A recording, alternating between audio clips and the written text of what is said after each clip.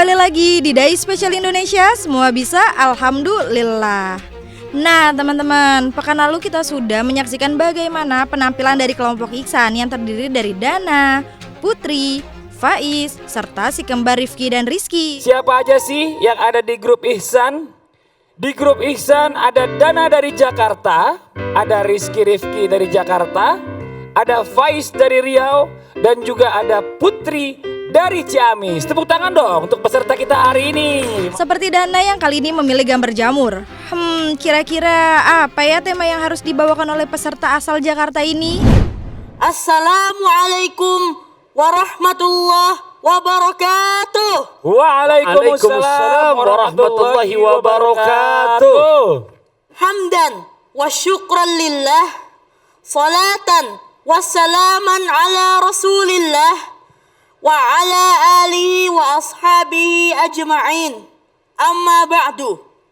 Kali ini saya akan menyampaikan tausiah mengenai sejarah Nabi Muhammad SAW berdakwah di negeri Taif. Rasulullah SAW pernah mengalami tahun kesedihan karena paman dari Nabi Muhammad SAW yang bernama Abu Talib meninggal dunia.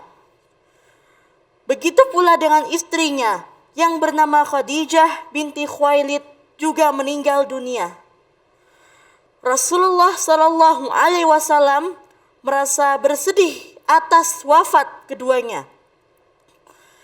Pada saat itulah kaum kafir Quraisy terpaksa dan leluasa menyakiti Nabi Muhammad SAW yang menyebabkan Nabi Muhammad SAW pergi untuk berdakwah di negeri Taif dengan ditemani sahabatnya yang bernama Zaid bin Haritsah radhiyallahu anhu. Sesampainya di negeri Taif, Nabi Muhammad SAW bertemu dengan para pembesar Taif. Rasulullah berharap para pembesar negeri Taif mau beriman kepada Allah Subhanahu wa Ta'ala. Namun, kenyataannya mereka menolak dakwah dari Nabi Muhammad SAW.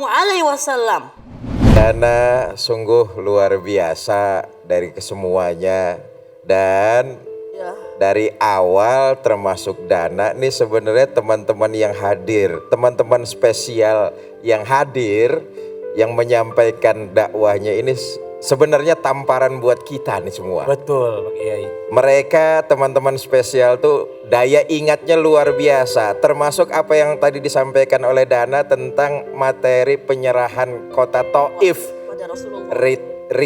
Detail sejarahnya dia dapat menyampaikan dengan hal-hal yang bagus. Terus semangat ya Ananda Dana. Wah, seru juga ya penampilan Dana barusan. Dengan kemampuan bercerita, Dana membawakan tausiahnya itu dengan cukup baik, hingga ia mendapatkan tanggapan positif dari Kiai Fikri Haikal. Putri asal Ciamis juga tak mau kalah. Dengan suaranya yang lantang, Putri yang memilih gambar zaitun ini membawakan tema aroma wangi orang yang berpuasa. Ada apakah tema di balik zaitun?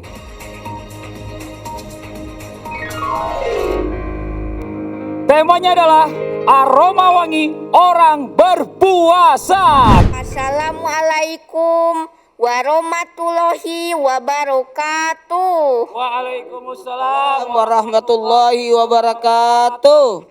Aroma mulut orang yang berpuasa di sisi Allah jauh lebih wangi daripada aroma misik atau kasturi. Tapi ternyata ketika kita berdekatan dengan orang yang berpuasa, kok mulutnya masih bau ya? Ternyata kata Pak Ustadz, maknanya bukan begitu. Menurut Pak Ustadz, maksud wanginya daripada orang yang berpuasa adalah yang pertama, nilai pahala yang didapatkan oleh orang yang berpuasa itu lebih baik daripada pahalanya orang memakai wewangian ke masjid atau hari raya.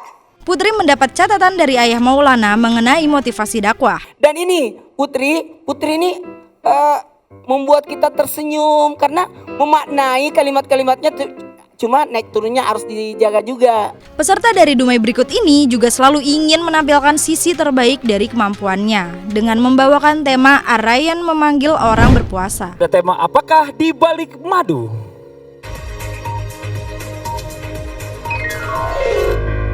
Temanya adalah Ar-Rayyan memanggil orang berpuasa. Judul tausiah saya pada hari ini adalah tentang Ar-Rayyan. Sebagai umat Islam, kita pasti menginginkan yang namanya masuk syurga. Syurga memiliki 8 pintu. Di antara 8 pintu itu, ada 4 yang disepakati oleh ulama dan ada 4 yang masih diperselisihkan. 4 pintu itu adalah yang pertama, babus salah, yaitu pintu untuk orang-orang yang rajin salat. Yang kedua ada yang namanya babus sadaqah, pintu untuk orang-orang yang rajin sedekah. Yang ketiga ada babul jihad, pintu untuk orang-orang yang berjihad. Dan ini dia, pintu yang keempat, babur rayyan, pintu ar-rayyan, pintu untuk orang-orang yang rajin berpuasa. Ar-Rayyan memiliki 3 arti. Yang pertama puas atau lega, yang kedua menyegarkan, dan juga yang ketiga tidak dahaga. Sebagaimana Rasulullah sallallahu alaihi wasallam bersabda dalam sebuah hadis, "Inna fil jannati baban yuqalu lahu Ar-Rayyan." Sesungguhnya di surga itu ada pintu yang disebut pintu Ar-Rayyan. Yaqulu yaumal qiyamah, memanggil pintu itu pada hari kiamat. Aina shaimun, mana orang-orang yang rajin berpuasa? Hal lakum ila Ar-Rayyan, apakah kamu mau ke pintu Ar-Rayyan?